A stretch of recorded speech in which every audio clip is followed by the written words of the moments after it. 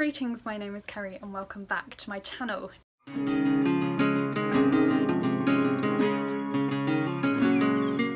Today I have for you my first recent reads video of the year. Because I wasn't filming at all in January or most of February, I've just done a wrap up that you've hopefully seen for January, where I've quickly raced through all the books that I read. Hopefully in this one I'm going to go into a little bit more detail. So this is 6 books I read recently since the end of January. Without further ado, I'm just going to get into the books. So the first book that I'm going to talk about today was called Paddington Abroad by Michael Bond. This was the 4th book in the Paddington Bear series of books. I just needed something really light and really easy to read, just with some of the stuff that was happening in my life around the end of January. I just didn't want anything that was too heavy just for a few days. I really loved this. I gave it 5 stars. It's just more adventures of a bear that always seems to get himself into trouble. If you like the Paddington franchise, I'm not a fan of the films personally. I love the old TV series and I love the books, and I just think they're just so light and fun and entertaining and sweet, very lovable, so I really enjoyed that. So in Paddington Abroad, the Brown family goes on holiday to France, and so Paddington gets up to all sorts of mischief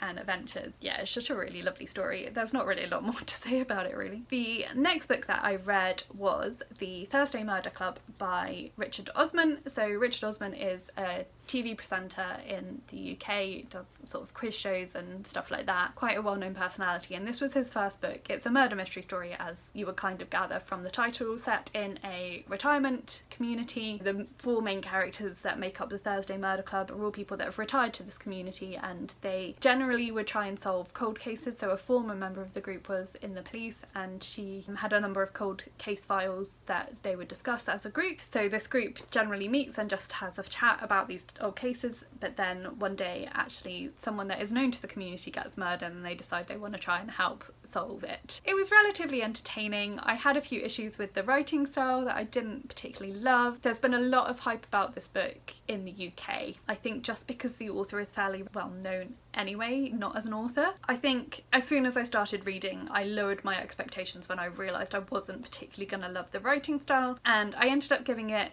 3.5 stars, which on Goodreads was rounded up to a 4-star because they don't do half stars on there. So on my stats at the end of the month it'll probably be upgraded to a 4-star, but I appreciated what it was trying to do, but I just thought it was maybe a little bit too many threads. And if you like police procedurals, you won't like this because these old people are very interfering.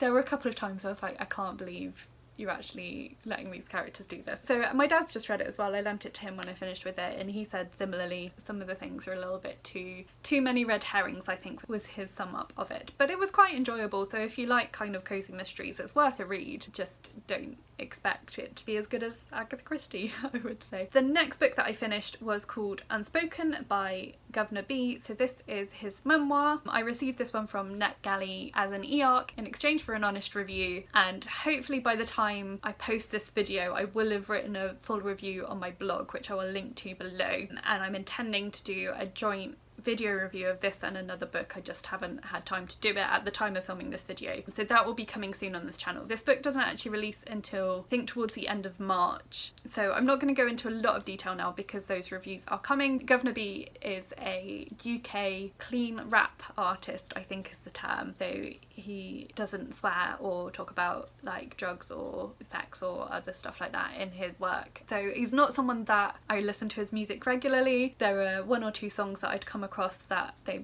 play on the radio station, Christian radio station that I listen to quite a lot. I actually listen to some of other of his songs on YouTube, and like, he's got a good sound. I quite liked it. But this was a really interesting insight into his life. His father died in 2017 quite unexpectedly, and this is his story of how he coped with his grief. The subtitle is Toxic Masculinity and How I Faced the Man Within the Man. So he was brought up very much in the culture that says men shouldn't show emotions and it's not okay for men to cry and that sort of thing. So then when he was hit with this sudden loss of his father and was trying to deal with his grief, he just didn't know how to process that emotion. So I thought it was a really interesting insight into his experience of that toxic masculinity culture. Yeah, I found it really interesting, especially reading it at a time when I was dealing with the loss of my grandmother and experiencing my own grief. It was actually a really timely thing fun to read.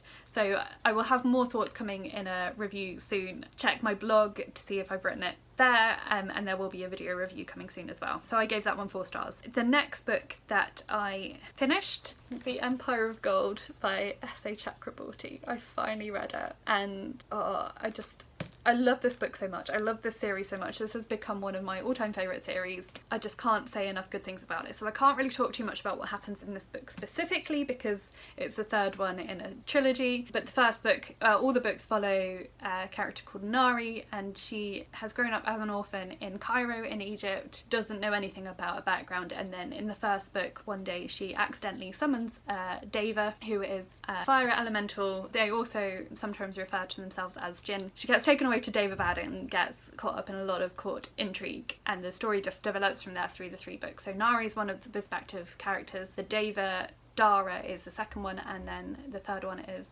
Ali, who is one of the Jinn princes of a different tribe within the city of Daevabad. Yeah, so the plot just, I mean, this book, I'd say actually in terms of emotional rollercoaster, the second book was probably slightly worse, but there was a lot of ups and downs of emotions, a lot of life-threatening situations, a lot of trauma in all 3 of these books, but I just really loved the way the series ended, and I've just heard recently that there's going to be a collection of short stories set within this world, and I'm so excited. I don't think I was quite ready to be at the end of this series, and I've been putting off reading this final book because of that. I love this book so much. I love this series so much. I can't say enough good things about it. If you haven't read the series yet, it's so worth reading. The first one's called City of Brass. Go read it, because if you like fantasy, you will enjoy these, I'm sure. Like, I can't say enough good things about this series. I obviously gave it 5 stars, and I really, really loved it. The next book that I read was a reread for me. This was A Closed and Common Orbit by Becky Chambers. This is the 2nd book in the Wayfarer series, so moving on with my reread of this series in preparation to read the final book that has just come out. Another series that I'm not prepared for it to be over. This is actually my favourite book in the series, and I suppose sometimes with rereading you're worried that you're not going to love it as much, but I really did. I loved this just as much as the first time I read it. None of the books in this series are direct sequels, although this one does begin where the previous book ended but follows different characters. So the main character in this book is called Sidra. She was formerly the AI of a spaceship, but because of various things that happen in the first book, she finds herself in a body, which is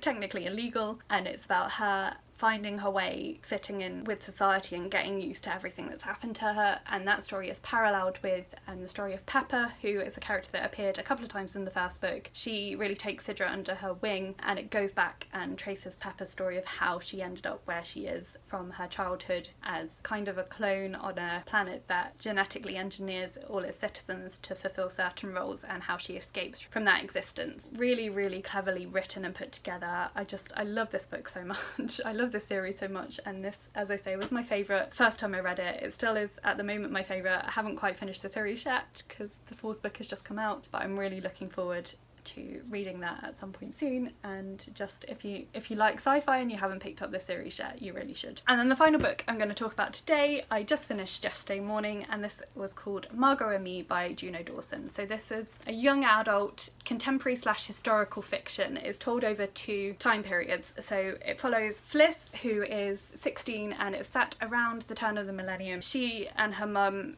have moved to the middle of nowhere in South Wales to live with her grandmother because her mother has been ill, and Fliss is very angry about this and really doesn't want to move. She's been coping with her mother's illness for a number of years by this point and doesn't see why they have to move, and she really doesn't get on with her grandmother. She doesn't fit in at her new school very well, and so everything is just going wrong in Fliss's life. And then one day she finds her grandmother's wartime diary, and her grandmother was 16 in the war and was evacuated to South Wales to the same farm where she now lives. So Fliss starts to read her diary of her wartime experiences to try and find leverage against her, essentially, but she actually grows to like and respect her grandmother in a new way through that experience. I thought this was really cleverly written. Juno Dawson really captures the teenage experience really, really well. Some of her descriptions of the school and what happens in the school reminded me of my school days, but also I did my teacher training in the sort of area where the book is set, in like small towns in the middle of nowhere in South Wales, and so it just made me a little bit nostalgic in a way that I never thought I would be for that experience. I didn't have a great experience either training to be a teacher or subsequently as a supply teacher in that kind of school, in that kind of area, and it just made me remember that actually I did have some good experiences at that time. I thought it was really cleverly written and really beautifully put together, and actually I gave it kind of 3.5, 4 stars.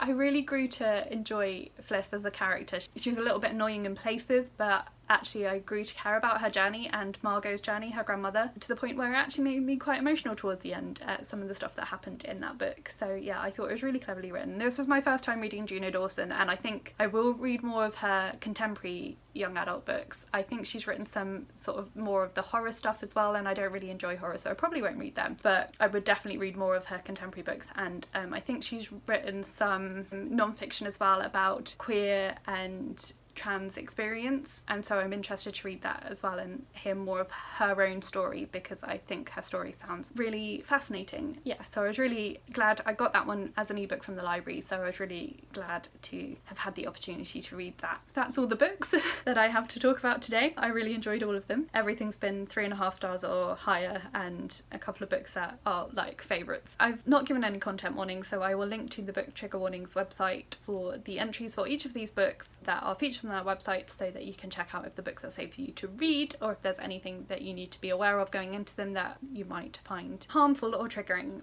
So please do go and check those out. Let me know if you've read any of these books and what you thought of them, and let me know some of what you've been reading recently. Or if you don't want to leave a comment, you can leave me an emoji, maybe a spaceship, or yeah, something space related, or some sort of mythical being, because my 2 favourite books I've talked about, one was sci-fi and one was fantasy, so leave me an emoji along those lines. Please also like this video if you liked it, and subscribe if you haven't already, and you can also follow me on my social media. I'm on Instagram and on Goodreads and on Twitter and on Storygraph as well, and most of that information is listed in the description box. As I keep saying, I haven't figured out how to link Storygraph yet. Might have done by the time I post this actually, but you can find me as Kerry Louise Reads on there. So if you want more up-to-date information about what I'm reading, go and check those places out. But that's it for today, so thank you so much for watching, and I'll talk to you again soon. Bye!